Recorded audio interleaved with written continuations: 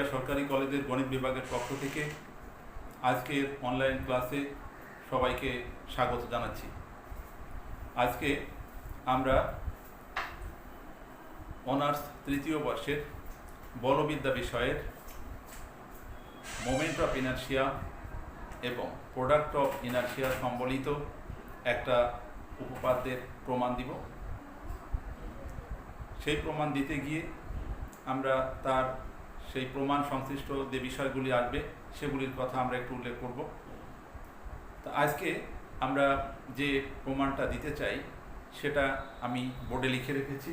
এখানে দেখা যাচ্ছে কোনো জড়বস্তুর ভার কেন্দ্র জি আমি রেখা বা রেখা সময়ের সাপেক্ষে এর জাড্য ভ্রামক ও জাড্য গুণজ জানা থাকলে এর সমান্তরাল রেখা বা রেখা সময়ের সাপেক্ষে বস্তুর জাড্য ভ্রামক ও জাড্য গুণজ নির্ণয় করতে হবে। অর্থাৎ এটাকে যদি আমি জিওমেট্রিক্যালি রিপ্রেজেন্ট করতে চাই এই থিওরিটাকে, তাহলে এইখানে একটা বস্তু আমরা এভাবে নিলাম। বস্তুটা এম ভর বিশিষ্ট একটা বস্তু। সেই বস্তুর ভার কেন্দ্রকে আমরা যদি ভি দ্বারা প্রকাশ করি, সেই ভি বিন্দুগামী যদি রেখা নিই, সাপোজ এখানে নিলাম ও এক্স জি এক্স ড্যাশ, এখানে নিলাম জি ওয়াই ড্যাশ, এদিকে নিলাম জি জেড ড্যাশ। এই যে ভার কেন্দ্রগামী তিনটা লম্ব রেখা এখানে আছে, G X dash, G Y dash, G Z dash. এই G X dash, G Y dash, G Z dash এই রেখাত্রয়ের সাপেক্ষে ওই বস্তুটা যদি জাড্য ভ্রামক এবং জাড্য গুণজ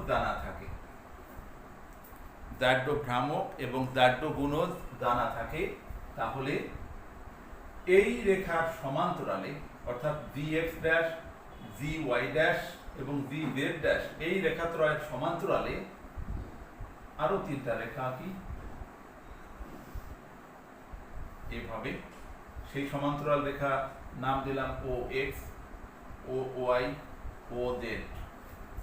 তাহলে এই ও এক্স, ও ওয়াই এবং ও জেড এই সমান্তরাল রেখা বরাবর এই যে বস্তুটা আমার ছিল, এই বস্তুটার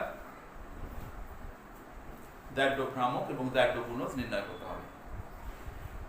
তাহলে মোদ্দা কথা হলো এরকম যে একটা জড় বস্তু থাকবে, সেই জড় বস্তুর ভার কেন্দ্র থাকবে। সেই ভার কেন্দ্রগামী যে লম্বরেখা, তিনটি লম্বরেখার সাপেক্ষে ওই বস্তুটার যদি জাড্য ভ্রামক এবং জাড্য গুণজ জানা থাকে, তাহলে সেই ভার কেন্দ্রগামী যে তিনটা রেখা আমরা নিয়েছি সেই রেখাত্রয়ের সমান্তরাল আরও তিনটা রেখার সাপেক্ষে ওই জড় বস্তুর জাড্য ভ্রামক এবং জাড্য গুণজ নির্ণয় করতে হবে। তো এখানে এই নির্ণয় করার আগে এই প্রমাণ সংশ্লিষ্ট আমাদের কিছু বিষয় আছে। যেমন প্রথমেই যে কথাটা আসছে সেটা হলো ভার কেন্দ্র। কোনো বস্তুর ভার কেন্দ্র কি সেটা আমাদের জানতে হবে। এট ফার্স্ট ভার কেন্দ্র হচ্ছে কোনো জড় বস্তুর ওজন একটা নির্দিষ্ট বিন্দুতে উলম্ব রেখায় ক্রিয়াশীল। সেই নির্দিষ্ট বিন্দুটাকে বলা হবে ওই বস্তুটার ভার কেন্দ্র। অর্থাৎ একটা জড়বস্তু অসংখ্য ক্ষুদ্র ক্ষুদ্র কণা বা অসংখ্য ক্ষুদ্র ক্ষুদ্র ভরের সমন্বয়ে সৃষ্টি হয়। এখন ওই ক্ষুদ্র ক্ষুদ্র ভরের প্রত্যেককেই কিন্তু পৃথিবীর কেন্দ্র অর্থাৎ ভূকেন্দ্র তার দিকে আকর্ষণ করছে, টানলে ওই বস্তুটা একটা ওজন অনুভব করে, একটা বল অনুভব করে, যে বল দ্বারা সে আকর্ষিত হয়। এই বলের ক্রিয়ারেখাটা সবসময় উলম্ব বরাবর হয় এবং সেই উলম্ব রেখাগুলো অনেকগুলো বস্তু যেহেতু আছে, অনেকগুলো ক্ষুদ্র ক্ষুদ্র ঘর যেহেতু আছে, তাহলে অনেকগুলো ক্ষুদ্র রেখা উলম্ব রেখা সৃষ্টি হবে এবং তারা সবগুলোই উলম্ব হয়, তারা পরস্পর সমান্তরাল হবে। এই সমান্তরাল রেখাগুলোর লব্ধি রেখা একটা নির্দিষ্ট বিন্দুগামী হবে। যে বিন্দুতে ওই লব্ধি বলটা ক্রিয়া করে, লব্ধি ওজনটা ক্রিয়া করবে, সেই বিন্দুটাকে আমরা বলবো ভার কেন্দ্র। এটা একটা জিনিস আমাদের জানা দরকার আছে এখানে। তার আরেকটা জিনিস হচ্ছে যে একটা বস্তুর ভার কেন্দ্র কি করে নির্ণয় করতে হয়, আমরা সেই সম্বন্ধে একটু কথা বলতে হবে, তাহলে পরে ভিতরে গিয়ে বুঝতে আমাদের সমস্যা হয়ে যাবে। আমরা এখানে আগেই উল্লেখ করেছি যে একটা বস্তু, একটা জড় বস্তু অসংখ্য ক্ষুদ্র ক্ষুদ্র ভরের সমন্বয়ে সৃষ্টি। তাহলে সেই ভরগুলোকে আমরা যদি m1 m2 m3 dot dot dot mn এতগুলো ভর বিশিষ্ট বস্তুর সমন্বয়ে সেই m ভর বিশিষ্ট বস্তুটা যদি সৃষ্টি হয় মনে করি, এবং সেই ভরগুলো যদি OX, OY, OZ এই পরস্পর লম্বত্রয় রেখাত্রয় লম্ব রেখাত্রয়ের সাপেক্ষে তার প্রত্যেকটা ভরের স্থানাঙ্ক যদি হয় x1, y1, z1, x2, y2, z2 এরকম xn, yn, zn, তাহলে আর এই যে m ভর বিশিষ্ট বস্তুর ভার কেন্দ্র যদি হয় x dash x bar, y bar, z bar, তাহলে আমরা সেই ভার কেন্দ্রটাকে লিখতে পারি এভাবে x bar equal to summation mx divided by mx, এভাবে না লিখে একবারে লিখি mx1 plus m1 x1 plus m2 x2 plus dot dot dot plus mn xn divided by m1 plus m2 plus dot dot dot plus mn, আর এইটা সমান লেখা যায় summation mx divided by summation m। y bar equal to লিখতে পারি m1 y1 plus m2 y2 plus dot dot dot mn yn divided by m1 plus m2 plus dot dot dot plus mn, এটা সমান লেখা যায় summation m y divided by summation m।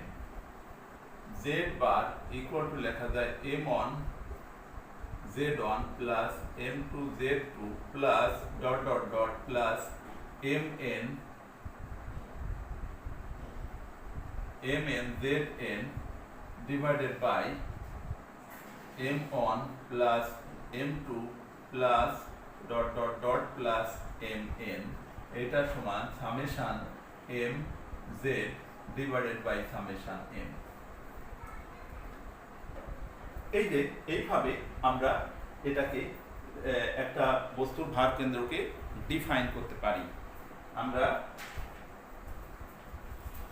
ভার কেন্দ্র আমাদের যেহেতু লাগবে, সেই জন্য আমরা ভার কেন্দ্রটাকে ডিফাইন করে নিলাম যে m ভর বিশিষ্ট একটা বস্তু দৃঢ় বস্তু বা রিজিড বডি যদি m1 m2 m3 dot dot dot mn ক্ষুদ্র ক্ষুদ্র ভরের সমন্বয়ে সৃষ্টি হয় এবং প্রত্যেকটি ভরের স্থানাঙ্ক যদি OX, OY, OZ লম্ব রেখাত্রয়ের সাপেক্ষে x1 y1 z1 x2 y2 z2 এটার স্থানাঙ্ক এটা, এটার স্থানাঙ্ক এটা, এটার স্থানাঙ্ক পর্যায়ক্রমে যদি হয়, তাহলে তার ভার কেন্দ্রকে যদি x bar y bar z বার দ্বারা প্রকাশ করি, তাহলে ভার কেন্দ্রটাকে এভাবে লিখতে পারি। আমরা ব্যবহার করব এইটাকে, এই x বার ইকুয়াল টু হবে এইটা, y বার ইকুয়াল টু হবে এটা, আর z বার ইকুয়াল টু হবে এটা। এটা ভার কেন্দ্রের স্থানাঙ্ক বের করার আমাদের সেন্টার অফ গ্র্যাভিটি চ্যাপ্টারে এটা আলোচিত হয়েছে। এখানে আমাদের যেহেতু লাগবে সেজন্য আমরা এটা লিখে নিলাম। আর একটা জিনিস যেটা খুবই দরকারি, আসলে এটা অনার্স ফার্স্ট ইয়ারে জিওমেট্রিতে করানো হয়েছে, তারপরও এখানে যেহেতু আমাদের লাগবে সেই জন্য কথাটা উল্লেখ করতে চাই। আশা করি তোমরা অনার্স ফার্স্ট ইয়ারে এই একটা মূলবিন্দুর স্থানান্তর ঘটালে স্থানান্তরিত মূলবিন্দুর সাপেক্ষে একটা বিন্দুর স্থানাঙ্ক এবং আদি মূলবিন্দুর সাপেক্ষে আর একটা বিন্দুর স্থানাঙ্ক যদি তুমি জানো, তাহলে সেই দুইটা স্থানাঙ্কের মধ্যে একটা সম্পর্ক আছে, সেই সম্পর্ক সম্বন্ধে তোমরা ওয়াকিবহাল আছো। তারপরও আমরা এখানে বলতে চাই যে কথার কথা, এখানে এরকম মনে করো ও এক্স, দ্বিমাত্রিক তলের কথাই বলি, ও এক্স এবং ও ওয়াই, এই একটা দুইটা লম্ব রেখা যেটাকে ও মূল বিন্দুতে ছেদ করেছে, ও বিন্দুতে ছেদ করেছে, তাহলে ও এক্স এবং ও ওয়াইকে যথাক্রমে এক্স অক্ষ এবং ওয়াই অক্ষ হিসাবে বিবেচনা করতে পারি। আর এই মূল বিন্দুকে যদি আমি শিফট করে এখানে নিয়ে যাই, এই জায়গায় নিয়ে যাই, সাপোজ ও ড্যাশ বিন্দুতে নিলাম, ও ড্যাশ বিন্দুতে নিলে সেই ও ড্যাশ বিন্দুকে আমি ও এক্স এর সমান্তরাল একটা রেখা টানলাম ও এক্স ড্যাশ, এবং ও ওয়াই এর সমান্তরাল আর একটা রেখা টানলাম ও ওয়াই ড্যাশ। এখন এইখানে একটা বিন্দু আমরা নিচ্ছি পি, আদি অক্ষের সাপেক্ষে সেই বিন্দুর স্থানাঙ্ক পি অফ এক্স ওয়াই, আর নতুন অক্ষের সাপেক্ষে অর্থাৎ ও ড্যাশ মূল বিন্দুর সাপেক্ষে সেই বিন্দুর স্থানাঙ্ক P X dash Y dash.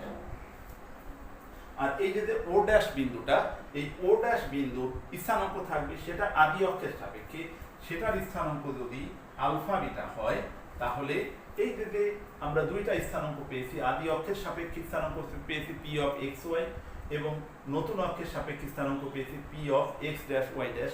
তাহলে এই যে স্থানাঙ্ক, এই স্থানাঙ্কের মধ্যে একটা কোরিলেশন আছে, একটা সম্পর্ক আছে। সেই সম্পর্কটা হবে X equal to X dash plus alpha, Y equal to হবে ওয়াই ড্যাশ প্লাস বিটা। এই যে সম্পর্ক, এই সম্পর্ক প্রতিষ্ঠা করা হয়েছে অনার্স ফার্স্ট ইয়ারে। তোমরা একটু বই দেখে নিতে পারো, একদম ইজি। এখান থেকে লম্ব টেনে, এখান থেকে লম্ব টেনে তারপরে এই রিলেশনটা প্রতিষ্ঠা করা যায়।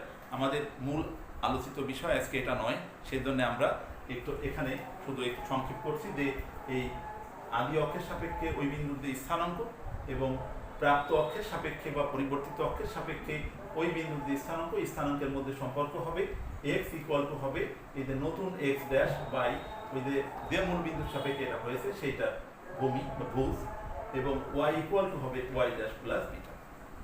এটা যখন 3 ডাইমেনশনাল স্পেসে আসবে তখন জেড ও এরকম সম্পর্ক চলে আসবে।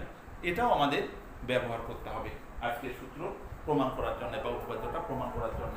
তাহলে আমরা প্রমাণ করতে চাচ্ছি যে কোনো দৃঢ় বস্তুর ভার কেন্দ্রগামী তিনটা লম্ব রেখার সাপেক্ষে যদি ওই দৃঢ় বস্তুর জাড্য ভ্রামক এবং জাড্য গুণজ জানা থাকে, তাহলে ওই যে ভার কেন্দ্রগামী যে তিনটা রেখা, সেই তিনটা রেখার সমান্তরাল অপর তিনটা রেখা, সেই রেখার সাপেক্ষে ওই দৃঢ় বস্তুর জাড্য ভ্রামক এবং জাড্য গুণজ নির্ণয় করতে হবে।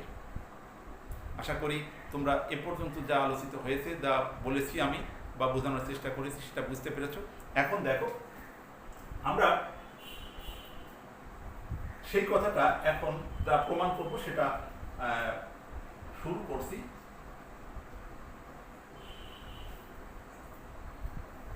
বস্তুটার ভর ধরে নিলাম এম, ধরি বস্তুটির ভর এম এবং ভার কেন্দ্র জি। এই যে সেই এখানে ছোট্ট করে এঁকে রাখি,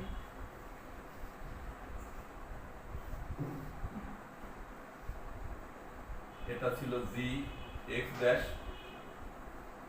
জি Y dash, G Z dash, এখানে O X, O Y, O Z.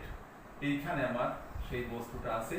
এইখানে বস্তুর এই জায়গায় একটা পি বিন্দু নিয়েছি, সেই পি বিন্দুর স্থানাঙ্ক আমরা ধরে নিচ্ছি এক্স ওয়াই জেড, আর সেই পি বিন্দুর স্থানাঙ্ক নতুন অক্ষের সাপেক্ষে ধরে নিচ্ছি X dash Y dash Z dash, যেখানে এই যে ডি বিন্দু, এটা পরে আসছি।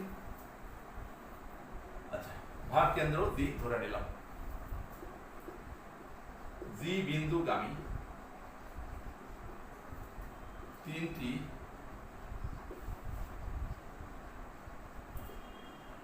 লম্ব রেখা G X dash, G Y dash, G Z dash,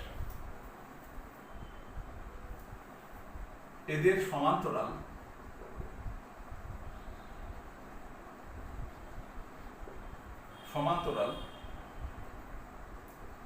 ও এক্স ও ওয়াই ও ও জেড পরস্পর লম্ব তিনটি রেখা যারা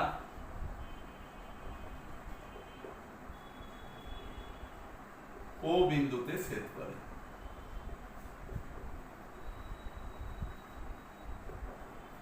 তাহলে এই যে বস্তুটার ভারকেন্দ্র ছিল জি,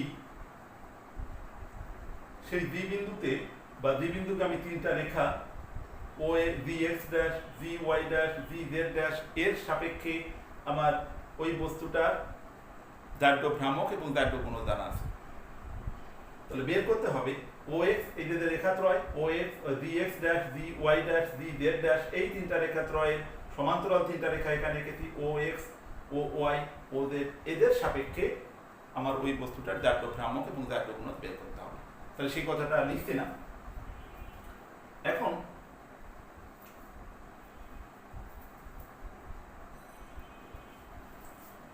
মনে করি বস্তুটির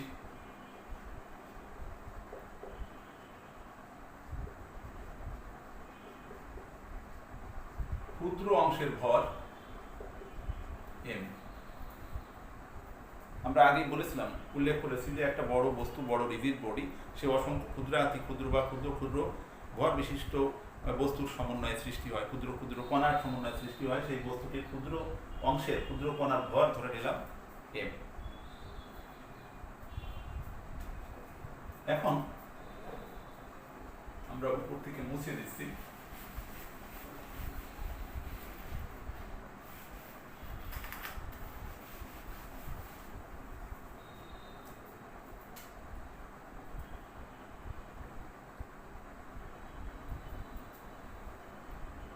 ও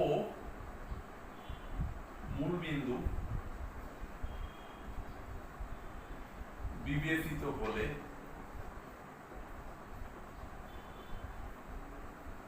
ও এক্স ও ওয়াই ও ও জেড এর সাপেক্ষে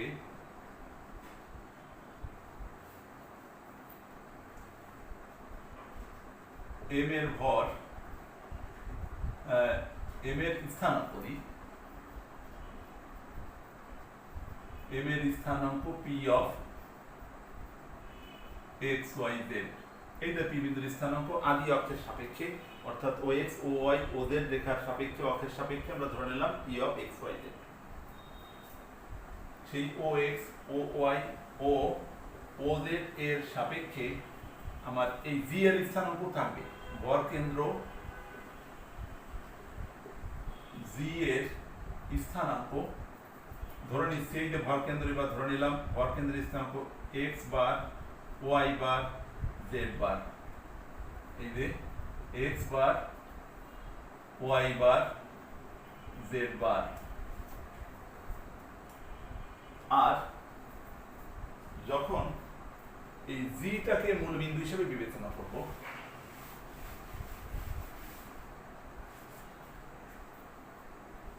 জি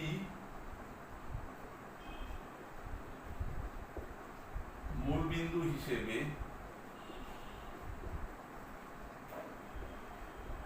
বিবেচিত হলে G X dash G Y dash ও জি জেড ড্যাশ এর সাপেক্ষে এম এর স্থানাঙ্ক, এম এর স্থানাঙ্ক P of X dash Y dash Z dash.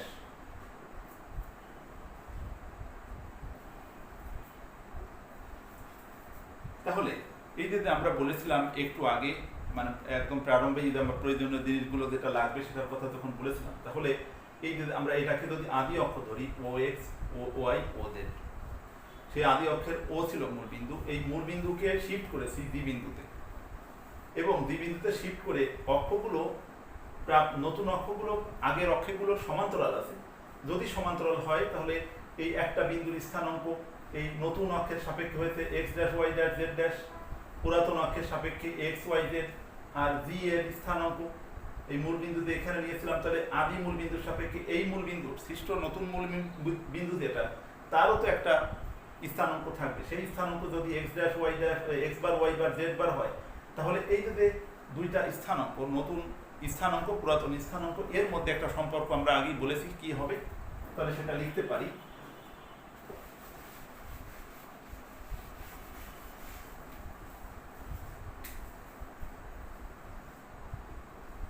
তাহলে x equal to X dash plus X bar, y equal to Y dash plus Y bar, z equal to Z dash plus Z বার,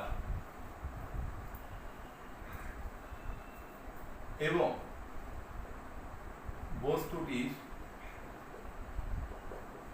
ভর কেন্দ্রের স্থানাঙ্ক, আমরা আগেই বলেছি কিভাবে স্থানাঙ্ক ভর কেন্দ্রটা আসবে, সেটা একবারে লিখে দিচ্ছি এখানে, summation M X divided by M X dash divided by summation M Y dash divided by summation M, এবং summation M Z dash divided by summation M. এখন এই বৃত্তটা যদি মূল বিন্দু হিসেবে বিবেচিত হয়, জি মূল বিন্দু হিসেবে বিবেচিত হলে তো এটা পার্টটা দৃঢ় হয়ে যাবে, এগুলো সব মূল বিন্দু হিসেবে বিবেচিত হলে summation M X dash equal to summation M Y dash equal to summation M Z dash সমান 0। তোমার মূল বিন্দুর স্থানাঙ্ক তো 0 0। এবার আমাদের যে সমস্ত জিনিস দরকার সব মোটামুটি রেডি হয়ে গেছে। আমরা গতদিন বলেছিলাম যে মোমেন্ট অফ ইনার্শিয়া এবং প্রোডাক্ট অফ ইনার্শিয়া কি, বা এটা বের করতে গেলে কি জিনিস লাগে, কি কাজে লাগবে। এখন আমাদের তো উদ্দেশ্য ও এক্স কিংবা ও ওয়াই কিংবা ও জেড, এই যে পরস্পর তিনটা লম্ব রেখা আছে, লম্ব রেখাত্রয় আছে, সেই রেখাত্রয়ের সাপেক্ষে এই রিজিড বডির দাঢ়্য ভ্রামক এবং দাঢ়্য গুণজ বের করা। তো দাঢ়্য ভ্রামক এবং দাঢ়্য গুণজ যদি বের করতে চাই, তাহলে আমাদের তার ভর দরকার এবং যে রেখার সাপেক্ষে দাঢ়্য ভ্রামক কিংবা দাঢ়্য গুণজ বের করতে হবে তার দূরত্ব জানা দরকার। তাই আমরা গতদিনে এটা ব্যাপারে কথা বলেছি। আমরা সরাসরি দাঢ়্য ভ্রামক এবং দাঢ়্য গুণজ বের করার কিসে চলে যাচ্ছি। তাহলে ও এক্স রেখার সাপেক্ষে, ও এক্স রেখার সাপেক্ষে বস্তুর দাঢ়্য ভ্রামক ইকুয়াল টু সামেশন ও এক্স, যখন আগের দিন বুঝিয়েছিলাম, আমার আগের ভিডিওতে এটা উল্লেখ আছে কি করে আসছে, summation M Y square plus Z square. এখান থেকে লেখা যায় সামেশন এম ওয়াই, এখানে ওয়াই আছে, Y equal to Y dash plus Y bar এর whole square plus Z equal to Z dash plus Z bar এর হোল স্কোয়ার। এটা equal to summation M থাকলো, বর্গ করে দিই, ওয়াই ড্যাশ স্কোয়ার প্লাস, একবারে লিখি, Y dash square plus Z dash square plus Y bar square plus Z bar square plus twice Y dash Y bar plus twice Z dash Z bar Z dash Z bar. এবার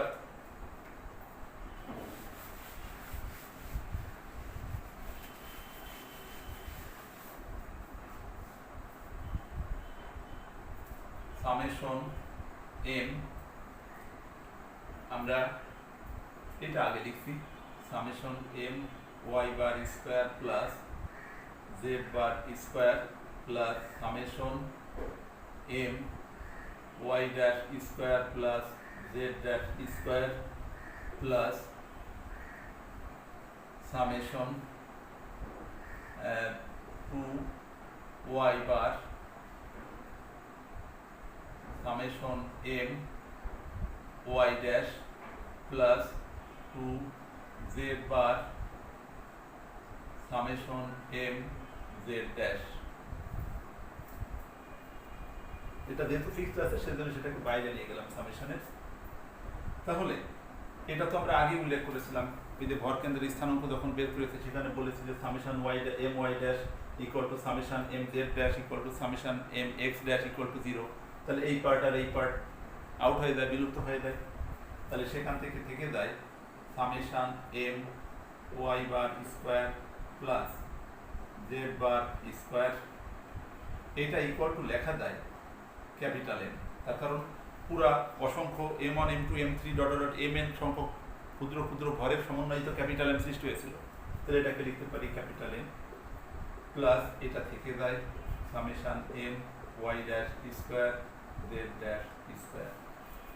তাহলে এটা equal two কি হলো তাহলে ও x এর সাপেক্ষে,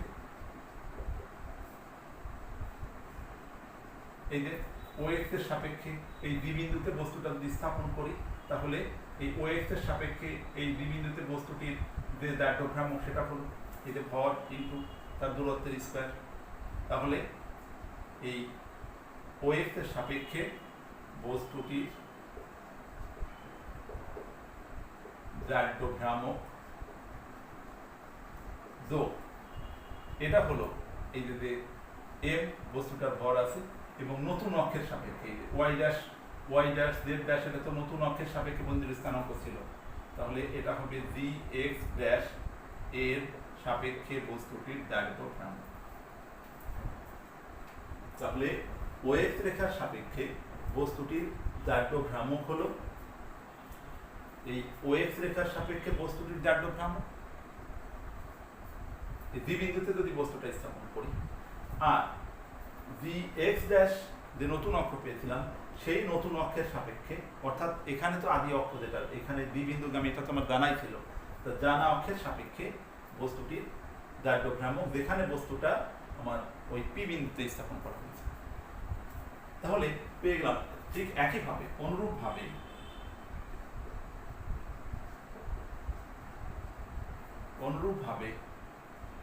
ও Y ও O Z রেখার সাপেক্ষে দাঢ়্যভ্রামক বের করা যায় একইভাবে। সেটা আমরা বের করে দেখাচ্ছি না, একইভাবে যেহেতু করা যায় একটা সাপেক্ষে আমরা করে দেখালাম।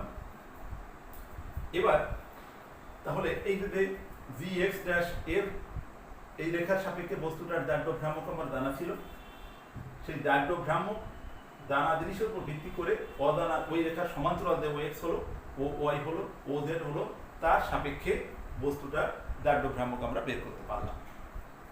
এবার দাঢ়্যগুণজ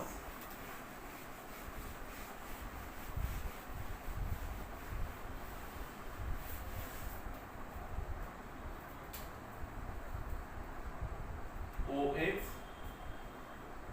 ও ওয়াই রেখার সাপেক্ষে বস্তুর দাঢ়্যগুণজ equal to summation M X Y. গতদিন দাঢ়্যগুণজ কি করে বের করতে হয় বা দাঢ়্যগুণজ বের করতে গেলে কি কি লাগে সে সম্বন্ধে আমরা কথা বলেছিলাম। এখন এই সামেশন এম থাকলো, এক্স এর মান তো আমরা দেখেছি, এক্স এর মান হলো X dash plus X bar plus plus into আকারে Y dash plus Y bar. এটা গুণ করো X dash Y dash plus X dash Y bar plus Y dash X bar. এটা দিয়ে X dash Y dash X dash Y bar, এবার X bar Y dash plus X bar Y bar, আলাদা আলাদা করে দিই। Summation M X bar Y bar plus summation M X dash Y dash plus, এটাকে বাইরে নিয়ে যাচ্ছি, Y bar summation M X dash plus X bar summation M Y dash. আমরা তো এইটা আর এটা তো 0 দেখেছি, তাহলে থেকে যাচ্ছে সামেশন এম ইকুয়াল টু এখানে হবে capital M X bar Y bar plus summation M X dash Y dash, এটা ইকুয়াল টু হবে, তাহলে এটা হলো ও এক্স, এটা হলো ও এক্স এবং ও ওয়াই, ও এক্স ও ও ওয়াই সাপেক্ষে বস্তুর দাহ্য গুণজ যোগ জি এক্স ড্যাশ ও জি ওয়াই ড্যাশ সাপেক্ষে বস্তুর দাহ্য গুণজ। তাহলে আমরা দেখলাম যে যদি দুইটা রেখার সাপেক্ষে একটা বস্তুর দাহ্য গুণজ জানা থাকে, তাহলে সেই দুইটা রেখার সমান্তরাল অপর দুইটা রেখার সাপেক্ষে বস্তুর দাহ্য গুণজ কি হবে, অর্থাৎ ও এক্স ওয়াই রেখার সাপেক্ষে বস্তুর দাহ্য গুণজ ইকুয়াল টু হবে ও এক্স ওয়াই সাপেক্ষে বস্তুর দাহ্য গুণজ যদি সেটাকে দ্বিবিন্দুতে স্থাপন করা হয়, এবং জি এক্স ড্যাশ ও জি ওয়াই ড্যাশ সাপেক্ষে বস্তুটির দাহ্য গুণজ, এই দুইটা দাহ্য গুণজের সমষ্টির সমান। আমরা এই একইভাবে ও এক্স ও ওয়াই এর করলাম, অনুরূপভাবে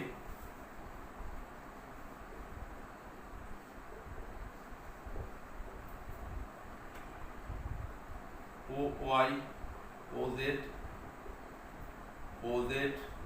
ও এক্স এর সাপেক্ষে বস্তুটির দাহ্য গুণজ নির্ণয় করা যায়।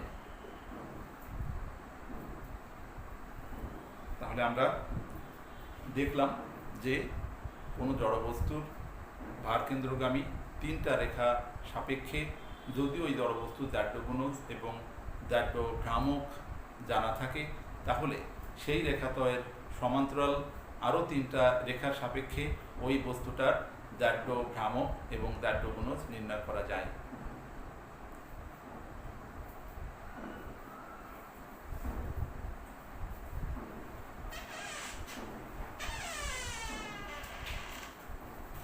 আমরা